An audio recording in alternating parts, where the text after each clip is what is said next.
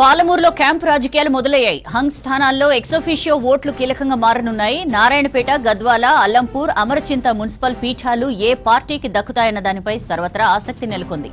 పూర్తి మెజార్టీ స్థానాలు రాని మున్సిపాలిటీల్లో చైర్మన్ పీఠాల కోసం అధికార కాంగ్రెస్, బీఆర్ఎస్, బీజేపీ సర్వశక్తులు ఒడ్డుతున్నాయి. దీనిపై మరిన్ని డీటెయిల్స్ బాలకృష్ణ అందిస్తారు. మున్సిపల్ పాలిటిక్స్ అన్నీ కూడా ఇప్పుడు క్యాంపులకు షిఫ్ట్ అయిపోయాయి. మహబూబ్నగర్ కార్పొరేషన్తో పాటు 21 మున్సిపాలిటీకి సంబంధించినటువంటి నెక్స్ట్ ఏంటి అనేది మాత్రం చాలా కీలకంగా మారింది. చైర్మన్, వైస్ చైర్మన్ పీఠాల పైన, ఆ సీట్ల పైన ఎవరు కూర్చుంటారు, ఎవరు ఎన్నిక కాబోతున్నారని మాత్రం చాలా కీలకంగా మారింది. ఇదే కసరత్తు మీద అటు కాంగ్రెస్ పార్టీకి సంబంధించినటువంటి ముఖ్య నాయకులు కానీ, అటు బీఆర్ఎస్ సంబంధించినటువంటి నాయకులు కానీ, హంగు స్థానాల్లో ఆశలు పెట్టుకుంటున్నటువంటి ప్రధాన పార్టీల నాయకులు కానీ ఇదే ఆలోచన చేస్తున్నారు. ఇప్పుడంతా కూడా నెక్స్ట్ స్టెప్ ఏంటి అనేది మాత్రం చాలా కీలకంగా మారింది. నిన్న కౌంటింగ్ పూర్తి అయిపోయిన తర్వాత గెలుపొందిన వ్యక్తులంతా, గెలుపొందిన సంబంధించిన నాయకులంతా కూడా, అన్ని పార్టీలకు సంబంధించిన వాళ్ళంతా కూడా గ్రూపులుగా క్యాంపులకు వెళ్ళిపోయారు. కొందరైతే కర్ణాటక రాష్ట్రంలో బెంగళూరు లాంటి ప్రదేశాలకు వెళ్తే, ఇంకొందరు హైదరాబాద్, ఇంకొంతమంది ఆంధ్రప్రదేశ్ రాష్ట్రంలో సంబంధించినటువంటి కొన్ని ప్రాంతాలకు వెళ్ళి అక్కడ రహస్యంగా మీటింగ్స్ నిర్వహించుకుంటున్నారు. వాళ్ళంతా కూడా క్యాంపులో ఉంటున్నారు. అక్కడనే క్యాంపులోనే వాళ్ళంతా కూడా చైర్మన్, వైస్ చైర్మన్ సంబంధించినటువంటి ఎంపిక పూర్తి చేసుకొని నేరుగా మున్సిపాలిటీలకు చేరుకుంటారు. అక్కడ నిర్వహించినటువంటి చైర్మన్, వైస్ చైర్మన్ ఎన్నికలో వాళ్ళంతా కూడా పాల్గొనబోతున్నారు. సో వాళ్ళ లిస్ట్ అంతా కూడా క్యాంపులోనే ఫైనల్ కాబోతుంది. ఇందుకోసం పూర్తి స్థాయిలో ఏర్పాట్లు చేస్తున్నారు. కాంగ్రెస్ పార్టీకి సంబంధించినటువంటి గెలుపొందిని క్లీన్ స్వీప్ అయినటువంటి ప్రాంతాల్లో అధికార పార్టీకి సంబంధించిన నాయకులు, జిల్లా మంత్రులు, అట్లాగే ఎమ్మెల్యేలంతా కూడా చైర్మన్, వైస్ చైర్మన్ ఎన్నిక ఎవరిని చేయాలని మాత్రం ఆ విషయంలో కసరత్తు నిర్వహిస్తున్నారు. కొడంగల్ కాన్స్టిట్యున్సీలో సీఎం రేవంత్ రెడ్డి నియోజకవర్గంలో అటు కోస్గి, కొడంగల్, మద్దూరు ఈ ప్రాంతాల్లో ఎవరిని చైర్మన్ చేయాలనేది మాత్రం ఇన్ఛార్జ్ తిరుపతి రెడ్డి నేతృత్వంలో ఆ కసరత్తు అంతా జరుగుతూ ఉంది. ఇక కొల్లాపూర్లో జూపల్లి కృష్ణారావు మంత్రి ఆధ్వర్యంలో ఆ కసరత్తు నిర్వహిస్తున్నారు. అట్లాగే మక్తల్లో మంత్రి వాకిటి శ్రీ ఆధ్వర్యంలో కసరత్తు అంతా కొనసాగుతోంది. మక్తల్లో సిట్టింగ్ స్థానం బీజేపీ, ఆ స్థానాన్ని కాంగ్రెస్ కైవసం చేసుకుంది. ఆ స్థానాల్లో కాంగ్రెస్ పార్టీ తరఫున ఏ ఈక్వేషన్స్ని పరిగణలోకి తీసుకొని చైర్మన్, వైస్ చైర్మన్ ఎన్నిక చేస్తారనేది మాత్రం చాలా ఉత్కంఠగా నెలకొని ఉంది. ఎందుకంటే అక్కడ గెలుపొందిన అభ్యర్థులంతా కూడా వాళ్ళంతా కూడా ఆసక్తి చూపిస్తున్నారు. దీంతోపాటు వాళ్ళంతా కూడా ఎక్స్పెక్టేషన్స్ పెట్టుకున్న పరిస్థితి కనిపిస్తుంది. ఒక మక్తలే కాదు, ఇప్పుడు కాంగ్రెస్ పార్టీ గెలుపొందినటువంటి 15 స్థానాల్లో కూడా ఎవరికి చైర్మన్ వరుస్తుంది, ఎవరికి వైస్ చైర్మన్ వరుస్తుంది అనేది మాత్రం చాలా ఉత్కంఠ నెలకొని ఉంది. ఆ ఉత్కంఠ వీడేది మాత్రం 16వ తేదీ జరగబోయేటటువంటి ఎన్నిక రోజునే ఆ ఉత్కంఠ వీడబోతోంది.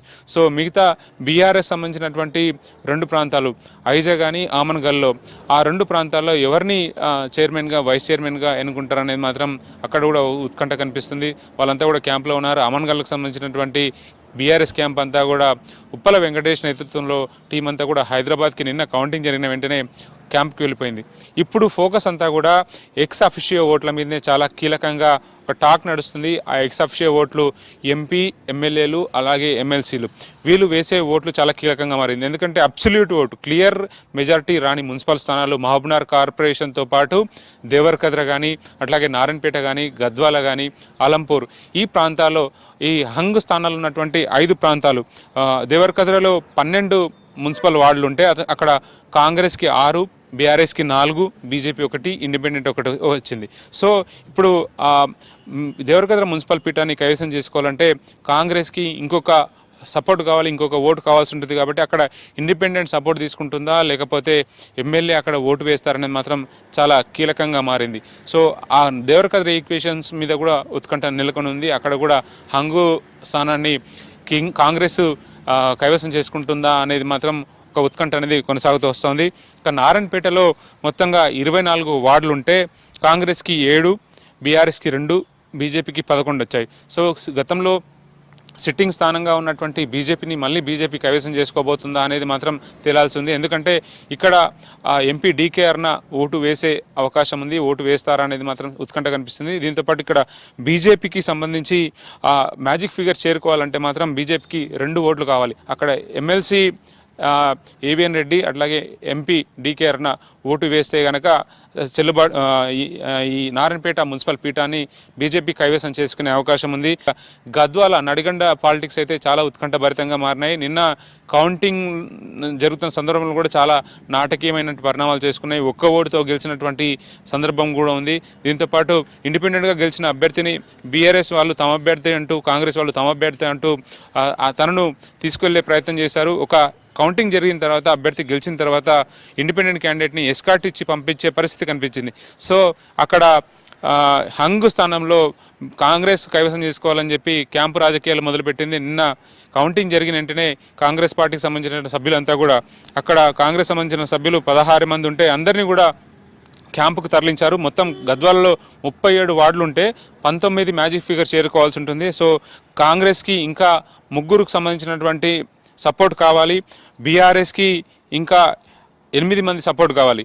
సో బీజేపీ ఎవరికి సపోర్ట్ చేస్తుంది అనేది కూడా చాలా కీలకంగా మారింది. ఎందుకంటే బీజేపీ ఫిగర్ 7 ఉంది కాబట్టి సో బీజేపీ సపోర్ట్ అనేది చాలా కీలకంగా మారింది. దీంతోపాటు ఇండిపెండెంట్లు 2 ఉన్నారు, ఎంఐఎం 1 ఉంది. సో ఎక్స్-అఫిషియో ఓట్లు కూడా గద్వాలలో ఉపయోగించాలని బీఆర్ఎస్ భావిస్తుంది. ఎమ్మెల్సీలకు సంబంధించినటువంటి ఓట్లు ఉన్నాయి. చెల్లా వెంకటరామరెడ్డి, సురభి వాణిదేవి, గోరటి వెంకన్న.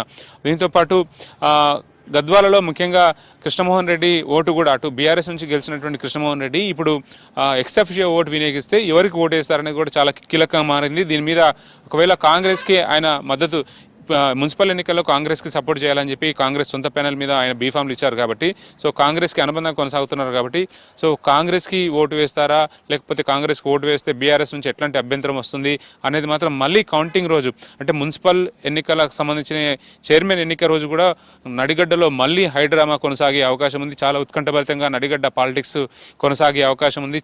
మహబూబ్ నగర్ కార్పొరేషన్గా ఏర్పడిన తర్వాత తొలిసారిగా మేయర్, వైస్ చైర్మన్ అభ్యర్థులు ఎవరవుతారు, ఎవరు మేయర్ పీఠాన్ని అధిష్టిస్తారు అనేది మాత్రం చాలా ఉత్కంఠ నెలకొనుంది.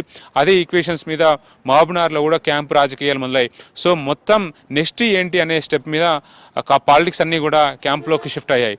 ఇది మహబూబ్నగర్లో చైర్మన్, వైస్ చైర్మన్ సంబంధించినటువంటి ఎలక్షన్స్ మీద జరుగుతున్నటువంటి క్యాంపు రాజకీయాలకు సంబంధించిన అప్డేట్. Vote studio.